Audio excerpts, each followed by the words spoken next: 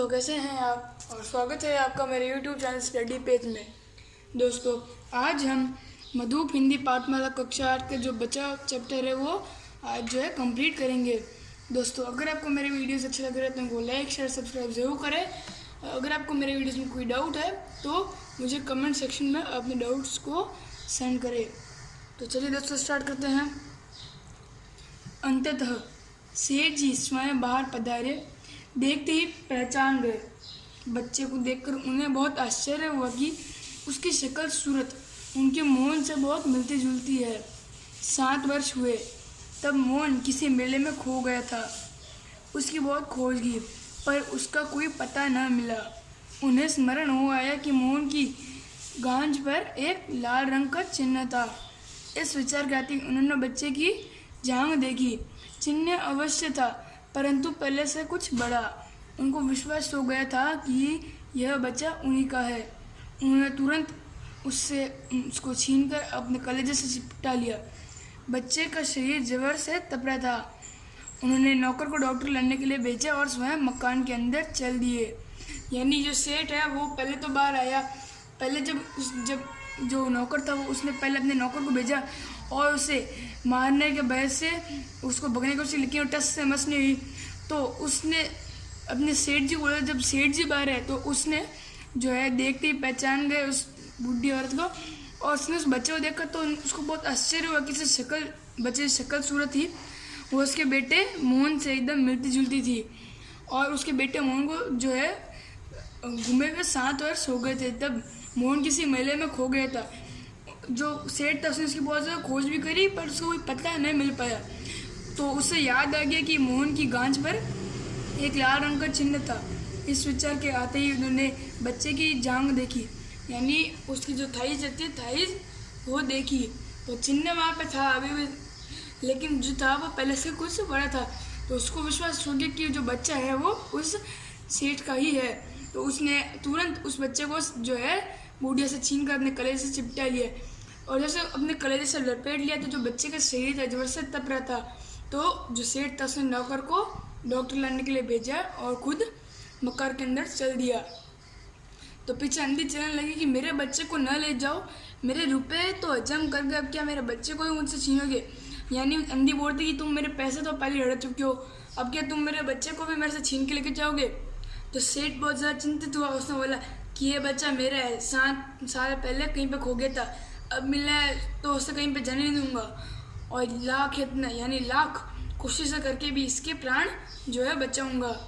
अंधी ने एक जोर का ठहाका लगाया, तुम्हारा बच्चा है इसलिए लाख यत्न करके भी उसे बचाओगे, मेरा बच्चा होता तो उसे मर जाने दोगे क्यों? यह भी कोई न्याय है? इतने दिनों तक खून पसीना एक करके उसको पाला है, मैं उसको अपने हाथ से जो है नहीं जाने दूंगी। तो सेठ का जो हालत थी वो बहुत अजीब थी। वो कुछ कर तो पा रहा था नहीं। कुछ देर वो वहीं पे मौन खड़ा रहा, यानी मिले कुछ बोले ये खड़ा रहा और बाद में जो है मकान के अंदर चला गया। अंधी भी वहाँ पे कुछ समय तक बैठी बैठी रोती रही और वो भी बाद में जो अपनी झोपड़ी की ओर चली गई। दूसरे दिन शाम को भगवान की कृपा हुई कि डॉक्टर ने जो दवाई दी थी उसका जो है प्रभाव होने लगी। मोहन का जो ज्वर था, बुखार था, वो उतरने लगा और उसको जो है होश आने लगा। उसने जब आंखें खोली तो अपने जिसने सबसे पहले जो शब्द बोला वो था माँ। तो चारों ओर से जब देखा लोगों को तो वो तो सब उनको जानते नहीं था, वो सबको भूल चुका था। तो उसने उन सभी अपरिचित यानी वो जिनको जानते उन सब की शक्लों को देखकर अपने जो है आंखें फिर से बंद कर ली। और उसके बाद में से जो बुखार है वो वापस गए तेज होना शुरू हो गया।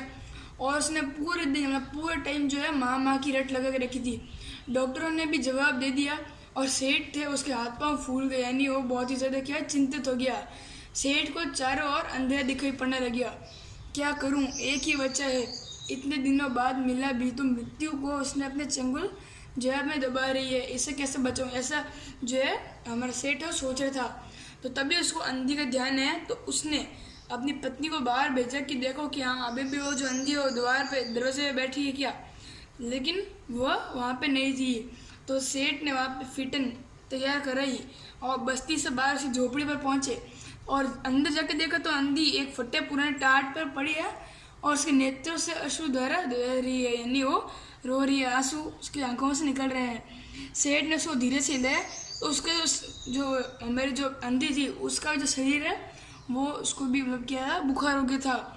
सेठ ने बोला कि तेरा बच्चा मर रहा है। डॉक्टर निराश हो गए, वो रह रहकर तुझे पुकारता है, अब तू ही उसके प्राण बचा सकती है, चल और मेरे। नहीं नहीं, अपने बच्चे की जान बचा ले। तो अंधी ने बोला कि मरता है तो मरने दो, मैं भी मर रही हूँ। तो बाद में सेठ जी जो है सेठ है वो रो दिया कि आज तक उसने जो सेठ है उसने आज तक कभी किसी के सामने सर नहीं झुकाया था, लेकिन इस समय जो है उसने अंधी के पाँव पर जो है गिर पड़ा और रो रो कर कहने लगा कि ममता की लाज रखो और कि तुम भी इस तो हो, उसकी माँ हो, चलो तुम्हारे जाने से वह बच जाएगा।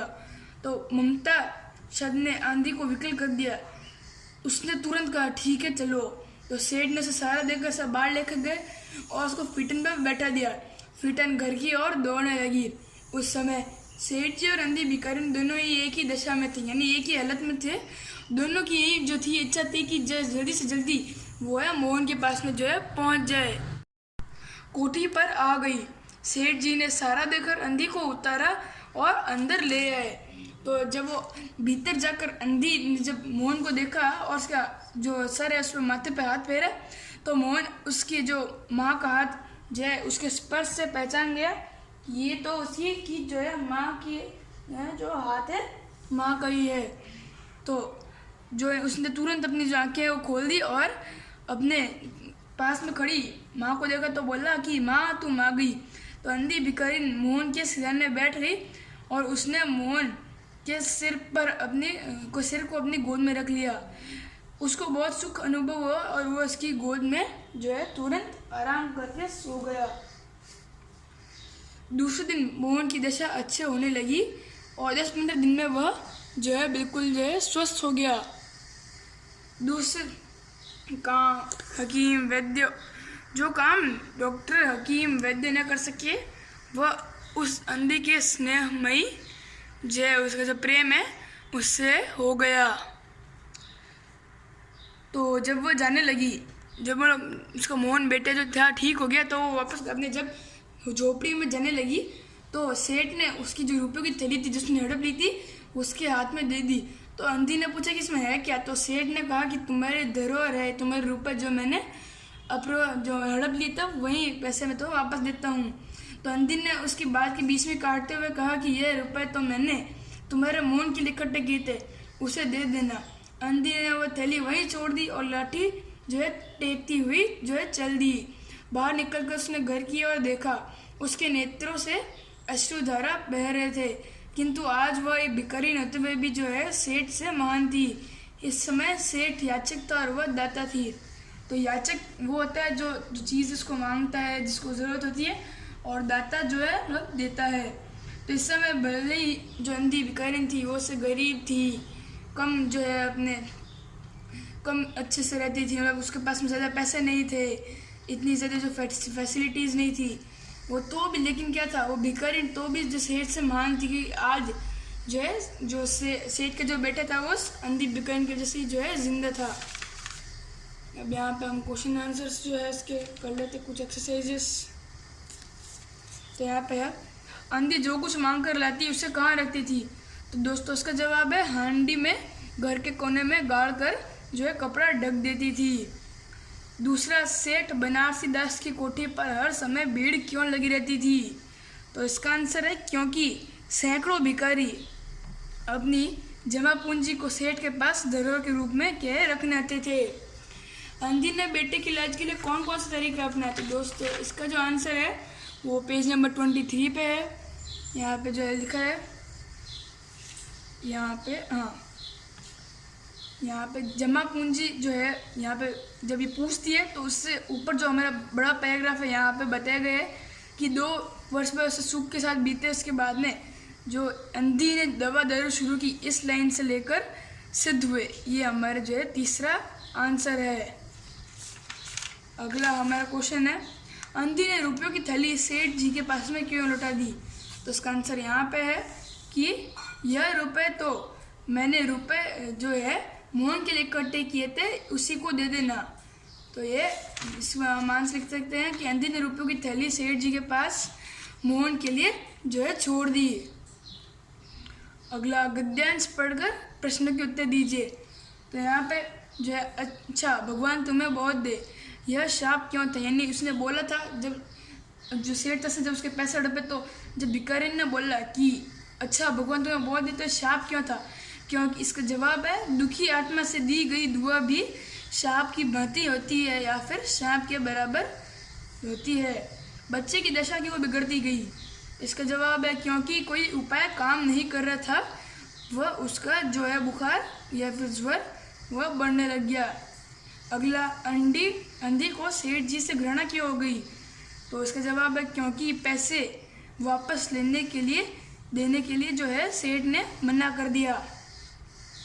अब यहाँ पे अगला क्वेश्चन है, संक्षेप में उत्तर दीजिए। तो यहाँ पे कैसे कह सकते हैं कि मंदिर में आने वाले श्रद्धेय और दयालु हुआ करते हैं?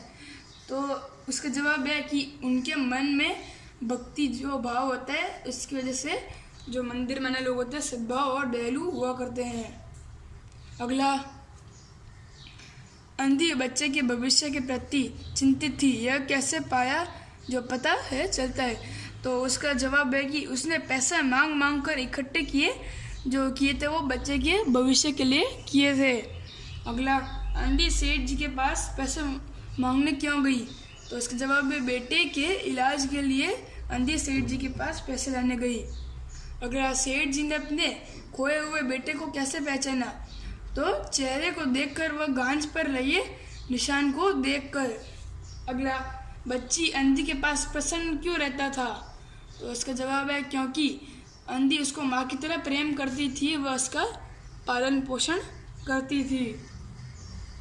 अब यहाँ पे जो हमें सभी जो शब्द इन सब की दो पर्यायवाची लिखने, तो हाथ के 2 पर्यायवाची हो गए कर और हस्त, रास्ता के हो गए राह और मार्ग, सुबह के सवेरा और भोर, नौकर के सेवक और दास, घर के गृह सदन, शरीर के देह और तन, अंधेरा का अंधकार और जो है हमारा अंधकार। और हम एक और शब्द जो है अपने हिसाब से हम लिख सकते हैं, यहाँ पे मुझे अभी पता नहीं है। और दिन का दिवस और जो है वार।